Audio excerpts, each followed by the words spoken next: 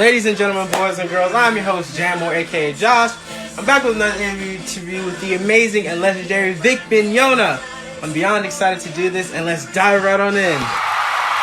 Awesome. Josh! Yes. You did it. Okay, now I'm It excited. works! It works! Yes. This Awesome. is a great day in technology. Yes, sir. I'm very embarrassed to tell you that I don't do this. So, No, you're fine. A lot of people don't know how to use anything. Nice to talk with you, man. Nice to talk with you. Don't mean to be out of whack. I broke my stand that usually there we go. Okay. Before we get into this interview, I would just like to say from the bottom of my heart, thank you so much for coming on. It means the absolute world to me. I've been a fan of yours since I was a little kid, since I didn't even know how much of a massive part of my childhood you were a part of. And thank you so much for being a part of this, and I'm glad to have you on, and I hope you enjoy your time here, so thank you. It is my pleasure, man. Thanks for having me, Josh. So we're going to start with a little icebreaker little game. This is my first, you're the first person I'm doing this with, so glad that you're the first. So I'm a little scared now. I'm a little scared. Don't worry. So this is called On the Spot. I'm going to give you a picture, and you need to create the voice for the character. You ready? All right. All right, here's the picture. What would you give to that character? What voice would you give that character?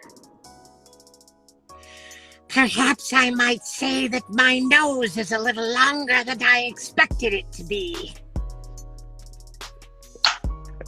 Great. But Perfect. I promise you I'm telling the truth. Yes. Oh my God. You did perfect. It's a little simple thing. Nothing too major. It's a little simple. Okay. Is there another one? Well, since you're the first, this is in the testing development stage. Oh, so. I see. I'm your guinea pig, basically. Yes, you are. Yes. So. Okay. So I paved the way for everyone else. All right. Yes, you did. Yes, and you did amazing.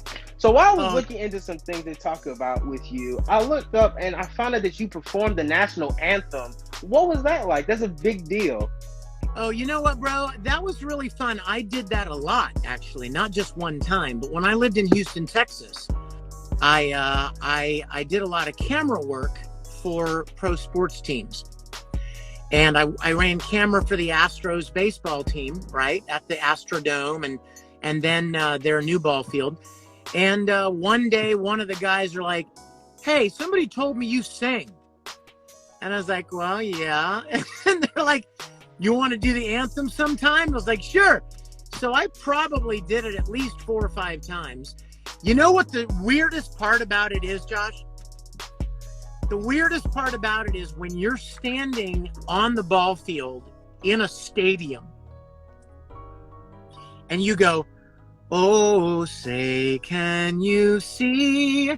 And then 5 seconds later, you hear your voice go, "Oh, say, can you see?"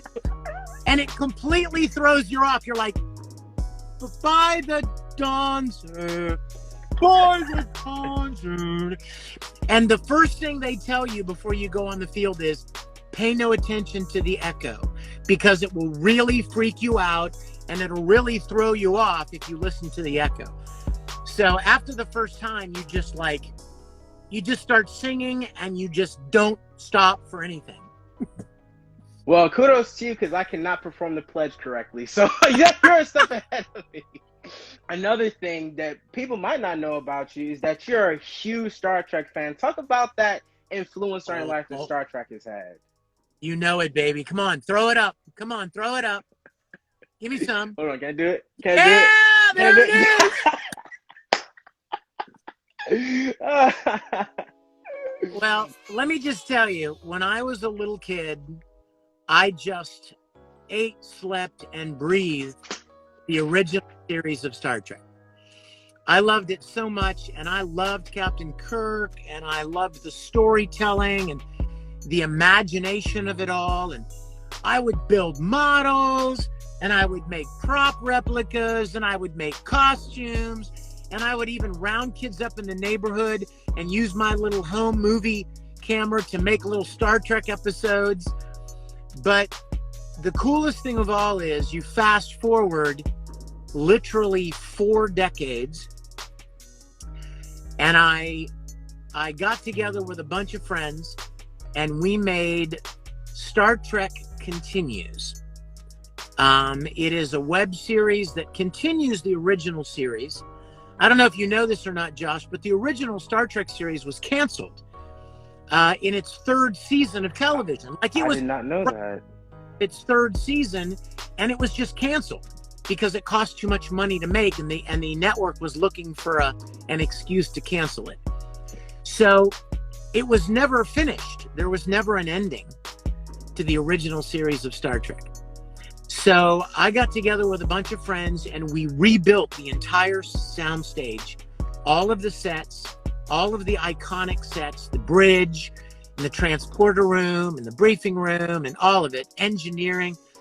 And we made 11 full-length episodes that not only completed the original series of Star Trek and left everyone right where they were when Star Trek the Motion Picture came out. So we perfectly filled that gap. But I also got to fulfill my childhood dream of playing Captain Kirk, playing the character that I loved so much when I was little. That's so cool. Cool thing. You said that the building you shot it in is in South Georgia, so you're in my neck of the woods. So I might come. Dude, I'm coming down there this weekend. Seriously? Where are you, bro? I'm like next to Atlanta, so a little bit further.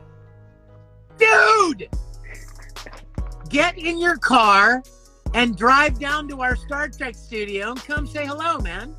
That'd be so. I'm going to be giving private tours. I'm going to be giving personal tours of our sets where we shot our series. I'm flying down Friday. And Friday, Saturday, and Sunday, I'm going to be at our studio in Kingsland, Georgia. You and anybody else that's listening or watching right now, go to neutralzonestudios.com and you can sign up for the tours. It's free, bro. It's all free to come and tour the sets. And I'm going down Friday, and I'll be there all day Saturday, all day Sunday, giving tours of the studio. Okay, you know what? Listen, I'm gonna have to find someone to get there. I'm definitely gonna You need to do it, man.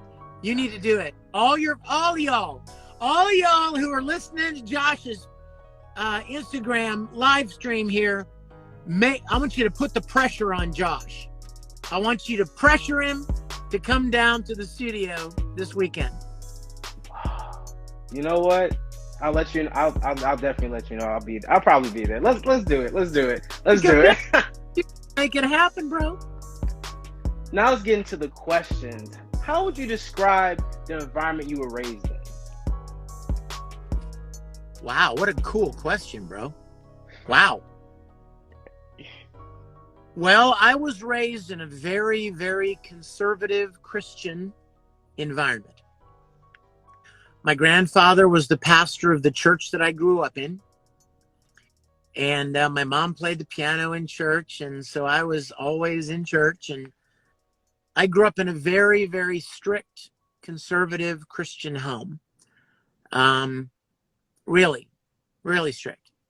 Like my grandfather didn't think he didn't think we should go see movies. He didn't think we should go to movie theaters. Because, you know, all the evil stuff in movies in Hollywood.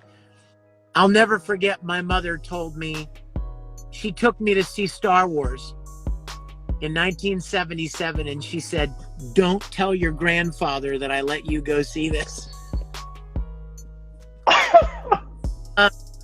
I grew up in a very, very strict home, but I loved, my grandfather was one of the greatest men I knew. I'm very proud of the home I grew up in. And, you know, my own beliefs and my own opinions I've crafted my own beliefs and attitudes over the course of time, things that I believed.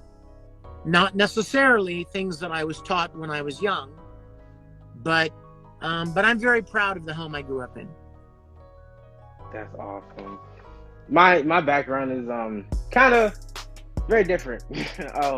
Religion, we always went to church. This is very different, you know. Like you grew up in a very, very strict conservative. Like you can't see movies, you can't do this. Mine was just very, I don't know. It's kind of hard to. It's just kind of normal. Like we did go to church, but we didn't really talk about it. We saw movies.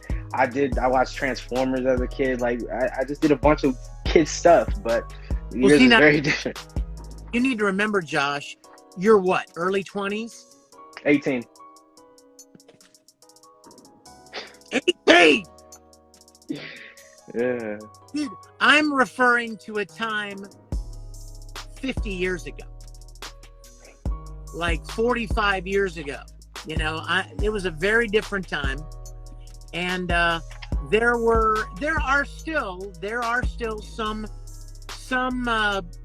forms of Christianity that are very, very strict. You don't dance. You don't listen to rock music.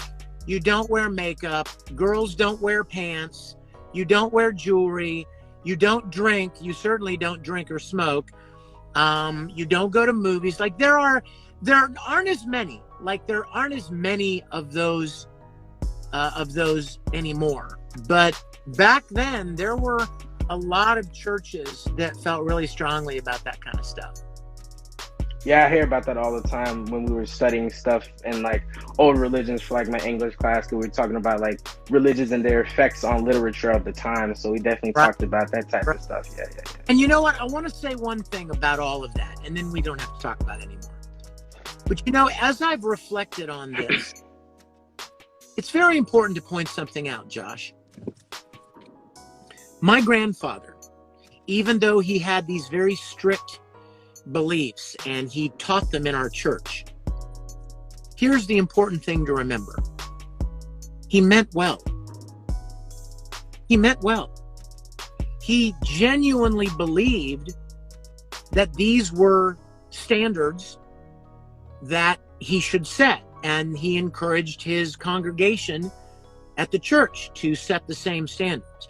It wasn't that he was, you know, those people. A lot of the people that believe those things, they mean well. They have good intentions. They're trying to figure out like what they should do and what they should not do and what they should stay away from in order to, you know, to have the best relationship with God. And sometimes they're misguided, but they mean well. You know what I mean? Their heart is. Does that make sense? Yeah, heart in the right place. Definitely. That does make sense. What made you realize that the entertainment industry was the right fit for you? Because I know as a kid, what your view of the world changes, stuff changes as you get older. So what made you realize this was for you? Well, I'll be honest with you, Josh. Ever since I was a little kid, I loved performing. I sang in church. I acted in stage plays at school, at church, community theater.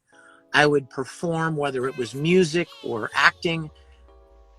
But I never imagined that I would work in those fields professionally. Because I think even back then, I realized that just because you had a skill, just because you may have had a talent for singing or performing, didn't mean that you were going to get an opportunity to do it. You know, there are hundreds and hundreds of thousands of people out there that are so talented, and they will never get an opportunity to be paid to perform, just because there is so much competition in the entertainment industry. And a lot of times, you know, as I'm sure you've heard this before, everybody's heard the old phrase, it's who you know. It's who you know.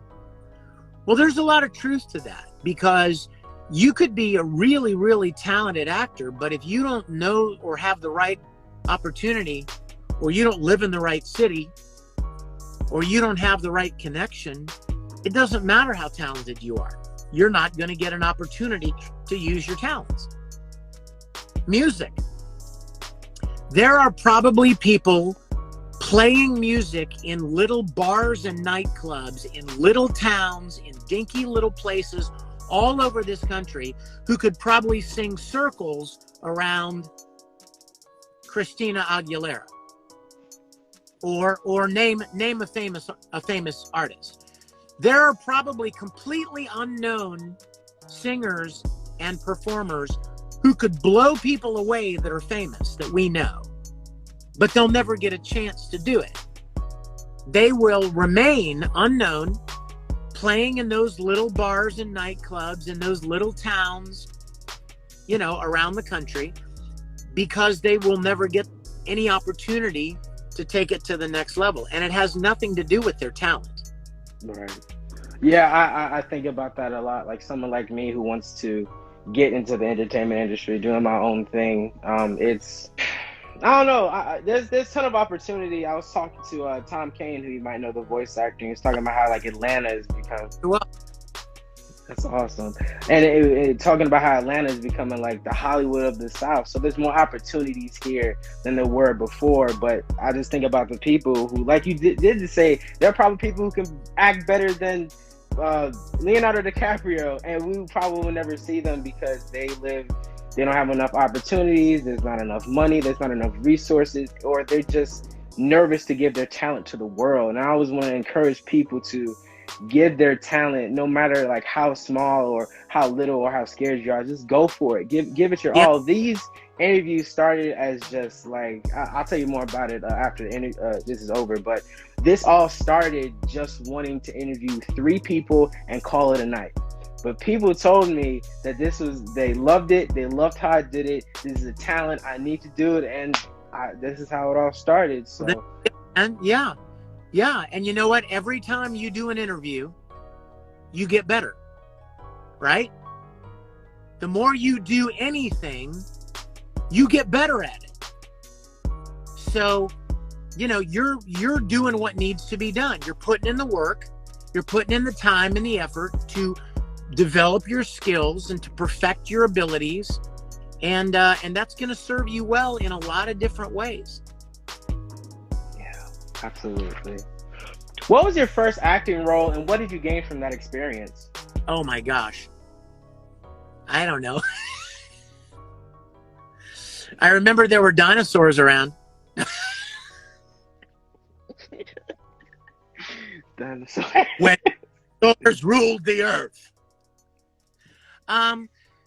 It was a long time ago, bro. We're talking a long time ago. I think I probably started doing little church Christmas plays and little church Easter plays and stuff. But I will tell you this. When I fell in love with Star Trek was when I wanted to do it more. When I started watching Star Trek, and I'm like, man, I want to do what they're doing. I want to tell these stories and create these characters that move you with emotion and drama. So after I was watching Star Trek for a little while, and of course I'm talking about 10, 11, 12 years old, I went to school and started auditioning for school plays because I wanted to do what those guys were doing. So that's kind of how I started. Now, I know you said you started doing like plays and theater and stuff like that. So how did voice acting get introduced into your life? Dude, it was so random. It was so random. I was living in Houston, Texas. It was the late 90s. And I was working in video and film production. And I was working on a project with a friend of mine. And one day, this friend of mine said, "Hey, you got a lot of acting experience, don't you?" And I was like, "Oh my gosh, do I ever?" Like, I've been in dozens of musicals and dozens of plays and live performances and all this stuff. And he said, "Well, you know what?" He goes, "You should go and audition for this place here in town. It's called ADV Films, and they buy these Japanese animated shows they buy the license for these shows, and then they dub them into English, and they're looking for actors. And all I heard was, they're looking for actors. And I was like, that sounds fun. It's literally, Josh, I swear to you, that is literally the only thing that I cared about. I didn't know whether they released them on television. I didn't know if they were on the shelves at the DVD store. I didn't know what they did with them, and I didn't care. All I knew was I enjoyed acting, and this was a chance to act with my voice instead of acting on stage. So I went and auditioned for ADV, and I got cast as Vega in Street Fighter 2. And I played the character, and it was weird. It was weird to hear your voice coming out of an animated character, but it was fun. But I did that one character, and then I went home and I thought, well, that was a fun little weird thing to do one time. And then a couple of weeks later, ADV called me again, and they said, hey, we've got a new show called Evangelion, and Neon Genesis Evangelion. I'm like, wow, that's a pretty weird name. But they said, you want to come and play a character in that? So I did. And then another, and another, and another. And the next thing you know, I started getting invited to anime conventions, which I didn't even know were a thing at the time. And way back then, we're talking 20 years ago, there weren't many of them. There were just a few. But I started getting invited to anime conventions, and then I started meeting people from other studios. Funimation, studios in Los Angeles, studios in New York, and they asked me if I would like to come and play a role in this or play a role in that. And it just kept growing and growing and growing. And that's how it started, and that's how it's gone for the last 20 years. You know, I was watching an interview you did, and you talked about how you had grown up watching animes like Speed Racer and stuff like that. How did it feel going from watching animes to actually starring in them? Well, see, bro, that's the funny thing. When I was a little kid, I loved those shows, but I didn't know they were anime. I'm like, this is weird, but I love it. Like, I'd watch Speed Racer and I'd be like, boy, these guys talk funny. And I'd watch these shows and I'd be like, man, this we do. Oh. There's something about these characters. They look weird. They don't look like Bugs Bunny. They don't look like the other cartoons that I watch, but I like them. I didn't know that they were anime. I didn't know that was even a thing. And it wasn't until I started voice acting, quite honestly. I don't think I even knew what anime was when I started voice acting. Hey, okay. So, Vic, you're like glitching out a little bit. So what I'm gonna do is I'm gonna kick you and I'm gonna bring you back in, okay? Oh, okay. Okay, awesome. All right. Okay, you're back. Are we back? Okay. Yes, you're back. You're great. Okay, awesome. You're just Dude, glitching I have out. no idea what happened. Sorry about that. Oh no, it's fine. Sometimes that happens. When I was doing an interview with Roger Craig Smith, he was glitching out like crazy. So I had to kick him, and then when I brought him back in, everything is back to normal. So if I ever see you glitching, I'll just let you know, and then we'll have to do it again. Hopefully, we won't have to do it a lot, but no worries. So what was the last thing you heard? What was the last thing I said? You know how much they were animes growing up, and how it was a weird thing, and these were weird creatures, and how they didn't look like Bugs Bunny. Yeah, I don't think. Yeah. What I was saying was, I don't even think I knew what anime was until I started dubbing it. And I remember thinking, hey, this stuff that I'm dubbing kind of looks like Speed Racer. I wonder why. and then I realized, oh my gosh, Speed Racer, Kimba the White Lion, Battle the Planets, Star Blazers, all that stuff was anime, and I didn't even realize it was anime until I started dubbing anime. That's a similar experience for me. My first anime ever was Dragon Ball Z Kai, and I didn't know it was an anime. My mom, we were watching Nickelodeon. I think we were like watching Avatar. Like, I can't remember the cartoon, but I watched Dragon Ball Z Kai. We're definitely gonna talk about that. We definitely have to talk about that with you. Absolutely. But I just kind of fell in love with it, same as you did. What has dubbing done to your life? What is the biggest effect it's had on your life? Well,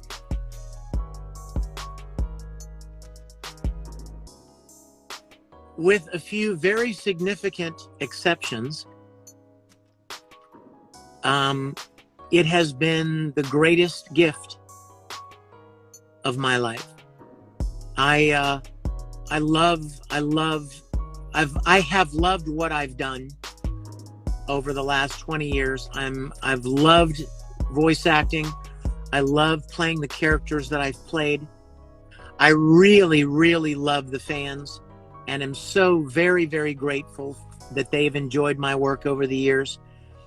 One of my favorite things is going to events and meeting fans and talking to them about work that I've done that they enjoyed.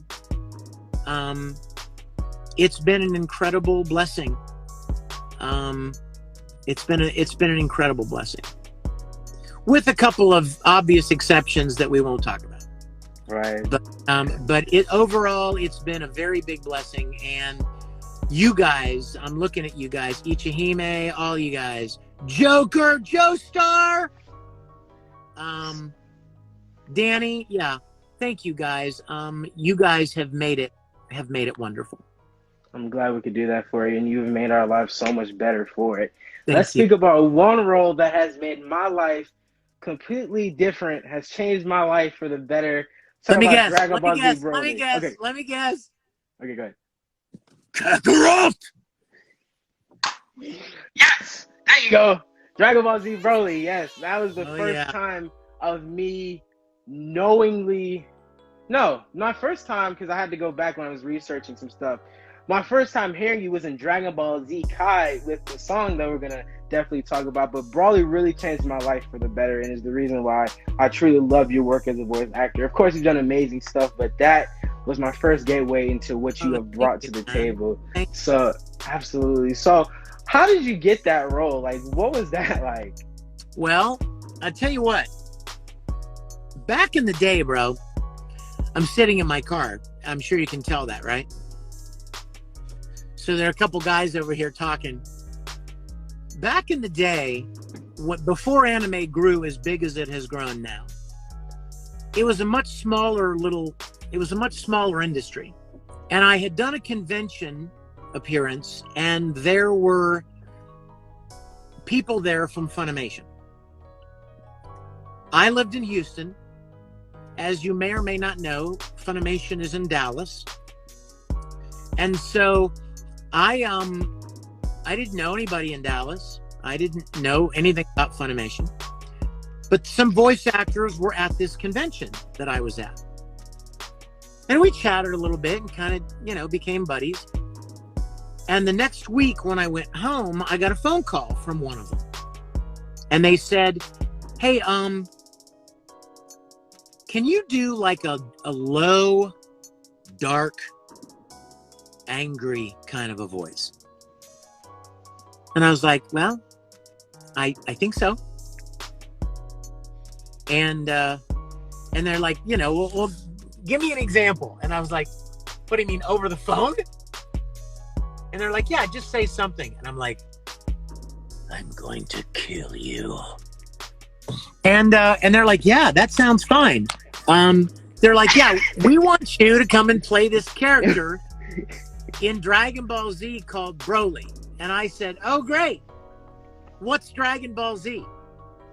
Like, I didn't even know what it was. So I went up to Dallas and I recorded movie 8, Broly, the legendary Super Saiyan. And then he came up again in movie 10 and 11 or something like that. And then there were all the video games that he was in. And I really enjoyed playing the character, but as we all know, he wasn't a man of many words. He had about 10 lines that he said and 1,000 Kakarots. But then when Dragon Ball Super Broly came out 2 years ago, I was so excited because it was a different Broly. It was Toriyama's vision of Broly, and he had more backstory, and you felt like you knew the character a little more and understood his background and why he was the way he was a little bit. And I absolutely loved the new Broly. But that's how I got involved in it. Me and my friends, I'm always like, Broly's the best. I love Broly. And they're like, they always, because I always talk, that's when they first came in, Legendary Super Saiyan. They're always like, but Josh, he's not the best because his backstory sucks and he doesn't have a lot of lines. And it's kind of, I know it's kind of like weird to say to the voice actor, but they were like, his backstory is trash and he doesn't have a lot of lines.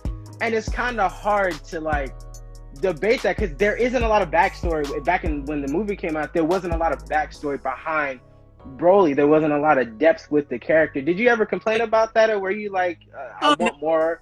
No, I never complain about anything. I just, hey man, this is fun. And you know what's funny is it never occurred to me, because Broly was before Full Metal. I don't know if you know that, but Broly was before I did Full Metal or Oran. I love Oran High School. I love him. Long live the poor. But I did Broly first, and I just was excited to do the work. I didn't have any deep philosophical thoughts about, I think the character should be different. No, man, I just loved doing it. So I went in there and screamed my brains out and lost my voice for a couple weeks. Wait, seriously? Oh, dude, yeah, it was bad. It was bad. It was. But you know what? I have something that I want you to tell your friends something. Next time they talk smack about Broly, the next time they're like, he doesn't even hardly have any lines.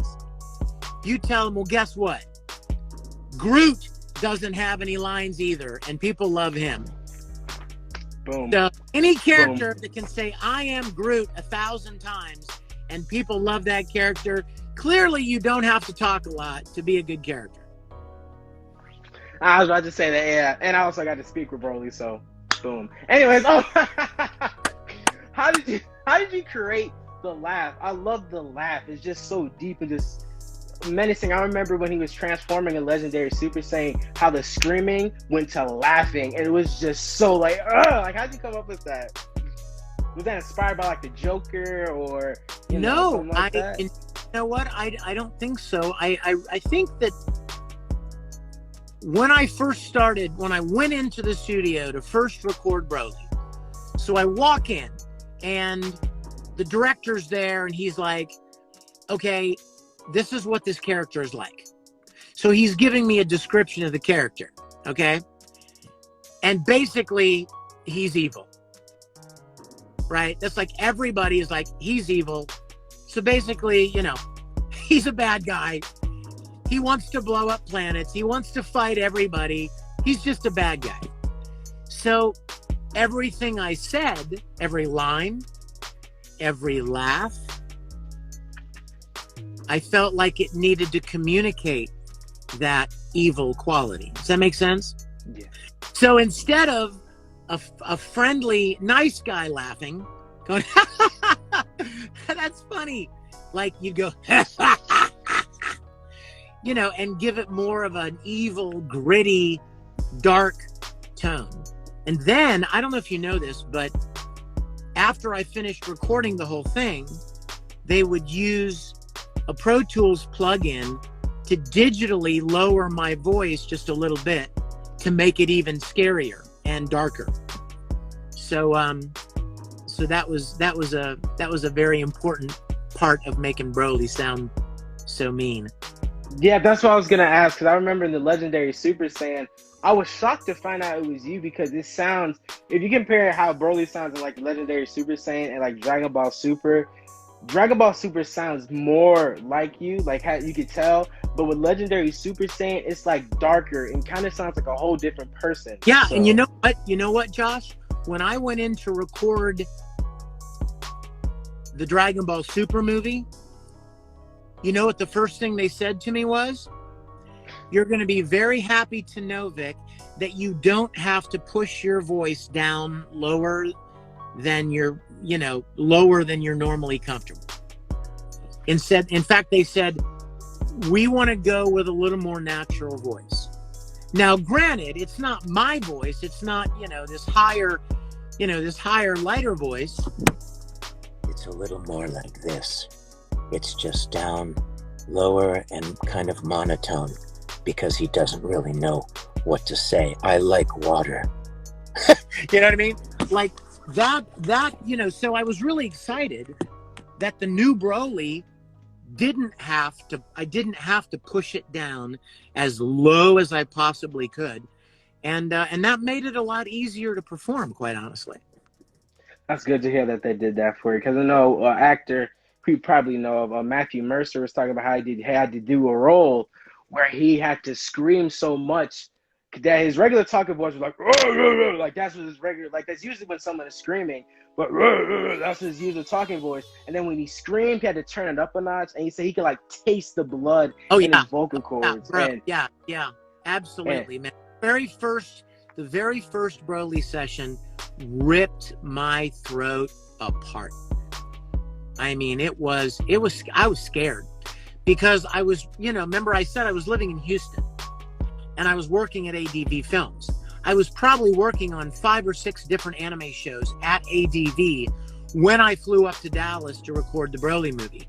And when I got back from doing that recording of the Broly movie, I sounded like this.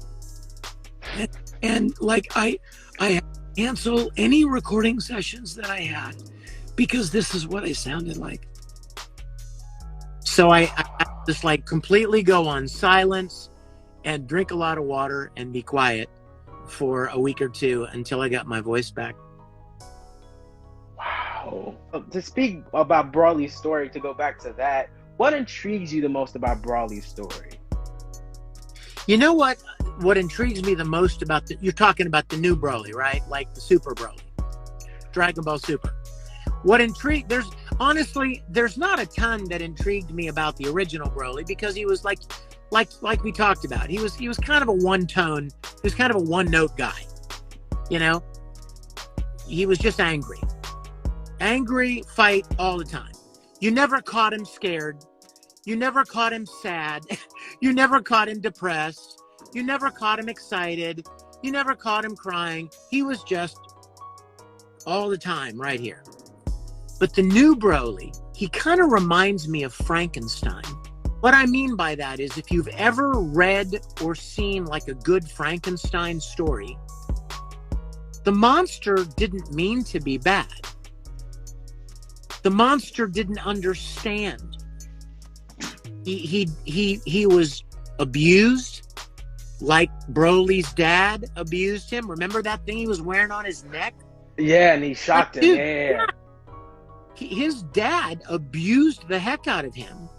And in many cases, I felt like Broly was just like this big innocent child who had been trained to fight whoever his dad told him to fight, to do whatever his dad told him to do with threat of punishment.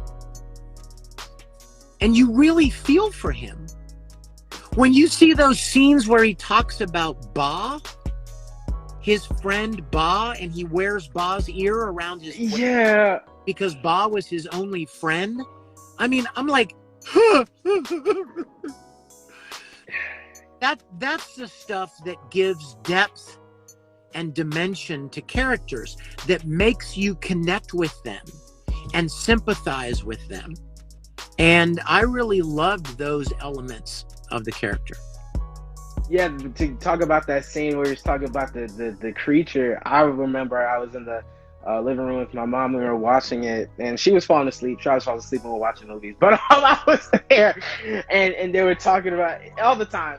Regardless, to talk about that, like we could be watching like Avengers Endgame, and I'd be turning around and she's knocked out. So I'm like, but yeah, that scene was the moment the lights go out, you're like, perfect. couldn't describe it more perfectly.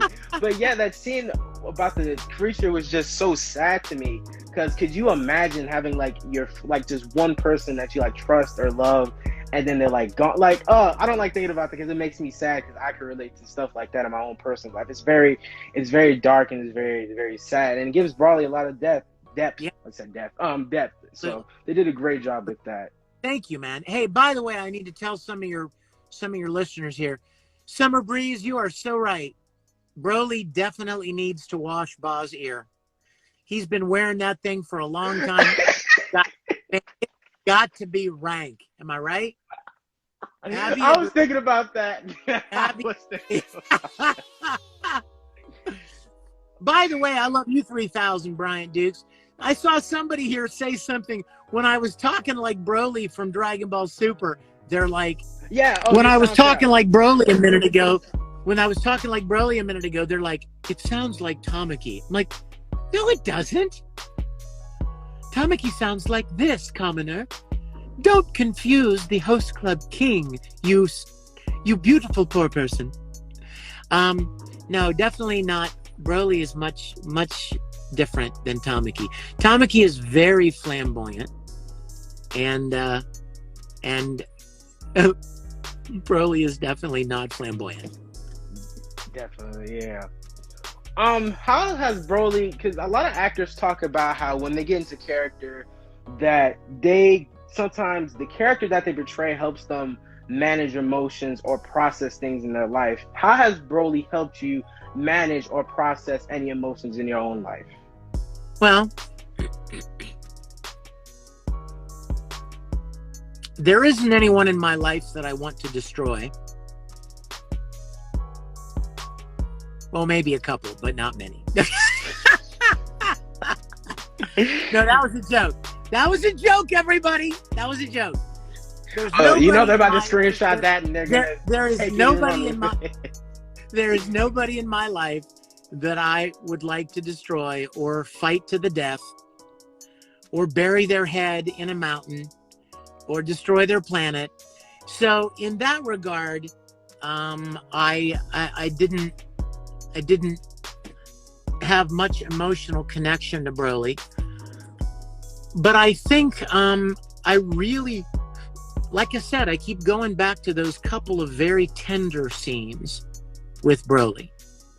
You know, when he's talking about Ba, or when he meets the couple that give him water and are talking to him, you know what I mean? Like, I just love, he's such at heart, he's gentle. You know what I mean? And that is so different from the original Broly. He still fights. He's still angry and aggressive, but for completely different reasons now. And I really love those moments. Those are my favorite moments with any character. Any character that I've ever played where you get to see that character be vulnerable, where you get to see that character's uncertainties, or their heart, or their fears, or their heartbreaks. Those are my favorite moments of any character. I mean, like Edward, like let's talk about Ed from Full Metal. People love when Ed does short rants, right? Oh, do a short rant. Say I'm not a pipsqueak. Scream I'm not a shrimp. That's great. Seriously, that's great. I love it. But my favorite moments as Ed were the tender moments when he's talking to Al, or when he's confiding in Winry, or when he's scared or uncertain of what to do. Those are my favorite moments with all characters that I've ever played.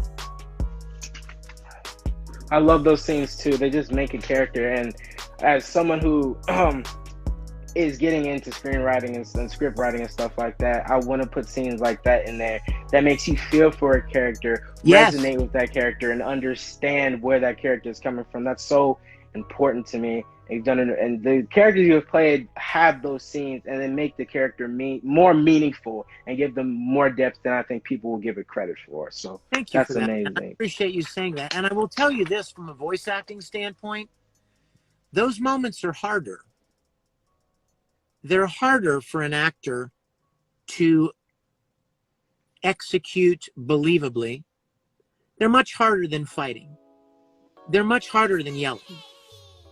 Those are my favorite moments. Now, to sort of go away from the emotional side, let's talk about the materialistic side of Broly. I want to know personally. The materialistic side. Well, I probably should have phrased that better, but let's talk about the costume. Which costume do you prefer for Broly? You prefer... Oh, dang, it cut off. This is the legendary Super Saiyan look for Broly. I'm all about the purple, man. You don't even need to put the picture on screen. I like the new Broly. I like the new Broly. Like I said, I like the new Broly. And what article of clothing have I mentioned, Josh? The fur ears. Boz ear, baby. I love the new Broly. Not only do I like purple, so I like his purple tights, but I really like not that I would wear purple tights. Let's make that clear. Anybody out there, I'm gonna buy Vic purple tights and he's gonna wear them. Don't do that. I would scare half the world if I wore purple tights. But I do love the addition of Boz ear around his waist. I do love that. Let's switch over into Dragon Ball Z Kai, and that effect of, like I said, that was my first anime ever, and I unknowingly didn't know that you did the intro song. Now, real quick, could we sing just a little bit of the intro? Not too much, like 30 seconds. Oh, bro. Because my friend said if you do not sing this, he will kill me. So just for a little bit. Okay, I want you to start. You start. Okay. I'm going to pull up the lyrics because my goofy self did not do what I was supposed to do. Okay. And look up. I'll tell you what. I'll start. While you're pulling up the lyrics, I'll start. You ready? Yeah. And then you gotta take the chorus, man. You ready? The chorus? Wait, no. Right. Not the chorus. You not know the it. Chorus. Okay, no I get way. the verse. I get the verse. You get the chorus. Here we go. Mysteries abound, made of a deep energy, foes all around, but I will go fearless and free. I'll give Josh strength. He'll give me love. That's how I live. Courage won't fade. If you're with me, my enemies will never win. Yo, Josh. We will fight for love and glory. We'll live to tell the story. There's nothing we can't live through. Nothing ever dies. We will rise again. Go, Josh! Don't stop. We're in luck now. Don't stop. Keep your spirit proud and rise upon the wind. All we have to do is come so off. Okay, I'm gonna take it home. Dragon Soul. All right. We did that. We did that. Look, everybody in your chat now wants you to record a record. Everybody wants you to record an album. You know what's funny? I am a musician. One thing you didn't know about me, I'm a musician. So me and my friends. What are you playing? Here we go. Oh, come on. I wish I could play something, but the guitar string broke, so I have to replace it. Sadly, I haven't been able to play, but no, me and my friend. I just had a guy come to my house yesterday to tune my piano. My piano needed tuning, so I had him come. I'm recording a jazz cover album with me and my friends, and that should be coming out by the end of this year because we have to shoot a film. So I'm definitely gonna perform that live. So wow, nice, dude. You gotta send me a link to one of your songs, man. You know what's crazy is I didn't make it sign. Hey, listen, hey Josh, I've got about 4 minutes left. Okay. I'll tell you why. Look behind me. I'll show you where I am. See where I am? Oh, okay. See, Okay. I'm sitting out in the parking lot at LA Fitness because I'm meeting my friend to play racquetball at 3:30 in 4 minutes. So I've got 4 minutes left. Okay, well then, I guess if you're available, we could do like a part 2 sometime later, if you're okay with that. Yeah, man, drop me a note. We'll figure something out, I'm sure. Okay, awesome, guys. Well, I'm gonna see y'all later. It was an amazing stream. Come back for part 2. I can't wait to do this again with Vic. Vic, you've been amazing. Hope My you've enjoyed your time here. And And let me just say to all of your people here, everybody that's hanging out with you, thank you guys for joining us. Thank you for having me, Josh. I appreciate it. thank you for coming. Goodbye, guys. I love you Love all, y'all. and see y'all next time.